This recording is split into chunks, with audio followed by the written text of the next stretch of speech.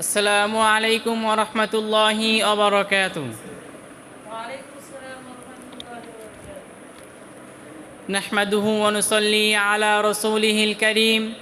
আম্মা বা'দ, ফাআউযু বিল্লাহি মিনাশ শাইতানির রাজীম। বিসমিল্লাহির রহমানির রহিম। ওয়া ক্বালা আন-নাবিয়্যু সাল্লাল্লাহু আলাইহি ওয়াসাল্লাম, ইন্নামাল আ'মালু বিন্নিয়াত, আও কামা ক্বালা আলাইহিস সালাতু ওয়াসসালাম। অধ্যক্ষ নাইমুরি সাইদা মতি দারুল মাদ্রাসা কর্তৃক আয়োজিত সাপ্তাহিক বক্তৃতা সেমিনারের সম্মানিত সভাপতি, সুদক্ষ বিচারক মণ্ডলী, আমন্ত্রিত মেহমান বিন্দু এবং আমার সামনে উপবিষ্ট এলএমপি বর্ষীয় ছাত্র ভাইয়েরা, সকলের প্রতি আন্তরিক শুভেচ্ছা ও অভিনন্দন। সম্মানিত উপস্থিতি, আমি আপনাদের সামনে দণ্ডায়মান হচ্ছি যে বিষয়টি নিয়ে, সেটা হলো আল্লাহ তাআলা নিয়ামত বেশুমার। আমি এই বিষয়ে কিঞ্চিত আলোকপাত করার চেষ্টা করব ইনশাআল্লাহ। প্রিয় উপস্থিতি, মানুষের উপর মহান আল্লাহ তাআলা নিয়ামত সীমাহীন। শ্বাস একটি নিয়ামত, এটি নিয়ে ভেবে দেখুন যে এটাকে কত বড় একটি নিয়ামত, এটা কত বড় একটি নিয়ামত। শেখ সাদি রহমতুল্লাহি আলাই এটাকে অতি সংক্ষিপ্তভাবে এরকমভাবে বর্ণনা করেছেন যে একটি শ্বাসের মধ্যে দুটি নিয়ামত বিদ্যমান থাকে।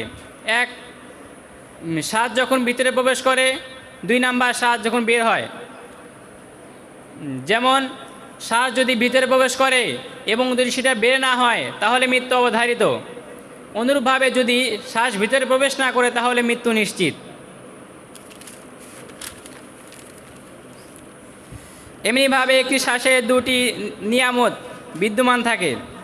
আল্লাহর প্রত্যেক নিয়ামত শুকর আদায় করা ওয়াজিব।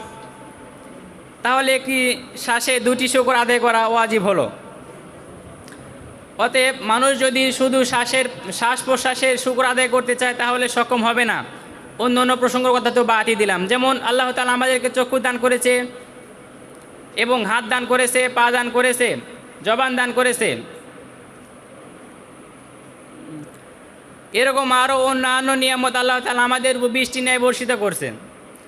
অতএব আমাদের উচিত আল্লাহ তাআলা প্রত্যেকটি নিয়ামতের শুকর আদায় করা।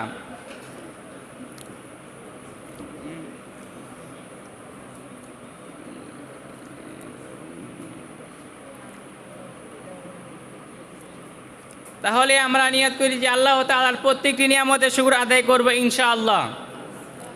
ওয়া আখিরি দাওয়ানা আলহামদুলিল্লাহি রাব্বিল আলামিন। আসসালামু আলাইকুম ওয়া রাহমাতুল্লাহি